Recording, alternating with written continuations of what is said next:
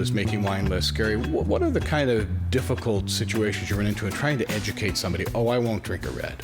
Oh, I won't drink a white. Oh, that's a sweet Riesling, isn't it? You know, that kind of thing. Right. What do you find some of the greater challenges in that area? I like to work with language a little bit around those things. I mean, my favorite example is people who think they only like sweet wine. The definition of the word sweet is very different to different people, and a lot of times I find when I put wines in front of them then and try to discern what they're meaning by sweet, it's fruity that they like. And so I can often turn somebody on to a more balanced wine that has both fruit and acidity in it if I point out to them, well, I think what you're saying is you like fruit, and here's why, and let's try these two wines. So I like to do that.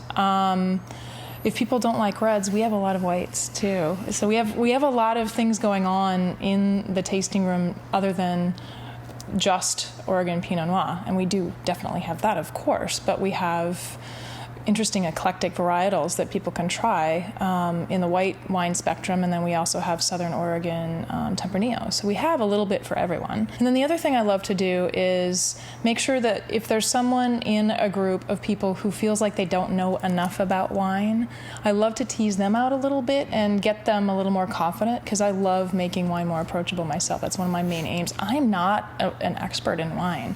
I knew nothing about wine before I met Scott, and so I'm a great example of somebody who has learned along the way, and I want to make that friendly and comfortable for people.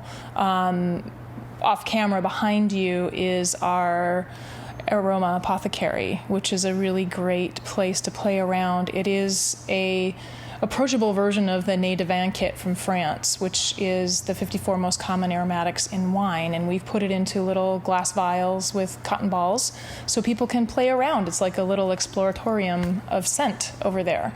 So people can test themselves. They're all numbered, so they can either test themselves or test the know-it-all in the group. And what I love to see is somebody who thinks they know nothing about wine, who has a really awesome palate, and they end up nailing the scents, and then the person who is the aficionado might not have as good a palate as they do. Sure. So it's kind of fun to see that flip a little bit as people are able to play more with scents and see that it's beyond just the wine. Even if you know a lot about wine, whether you admit it or not, you're learning constantly. Yeah, and absolutely. Coming to tasting rooms is the best way to do it, because you're seeing different points of view. But what about you, Scott? A great challenge in that regard. Annie stole my story about the Aroma Apothecary, and instead of blind tasting, blind sniffing here in the tasting room. But it's also fun to just, on the notion of making wine less scary, here in the tasting room, we often get into conversations about, oh, should I like that? Is that good? And our answer is, it's very personal. It's what you perceive. It's what you taste. It's what you like. And this is one of the reasons that we make maybe 14 different vineyard-designated Pinot Noirs. They're clearly in the Pinot family, but they're all unique, and some are more structured, more tannic, and for folks that like a strong cup of coffee or a black tea, they'll kind of resonate with that. Some of them are lighter and nuanced and more ephemeral, and for folks that perhaps are more into the herbal, they'll gravitate towards that.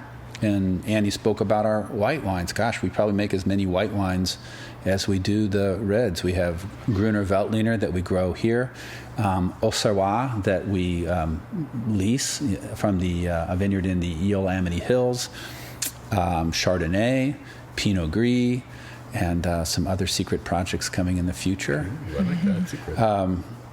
And it was just wines that when I tasted them, I liked them. And it's taken me now 30 years of fooling around with wines to realize the collection of wines that I like, including these secret projects, they're all descendants of Pinot Noir's wild weekend that it had with Gouet Blanc, meaning these two varietals begot, Pinot and Gouet Blanc are the parent material for Chardonnay and Auxerrois. We're getting biblical and here. Gamay and Aligote and others. So we make what we like, and we want people to enjoy what they like, and it's about their tastes.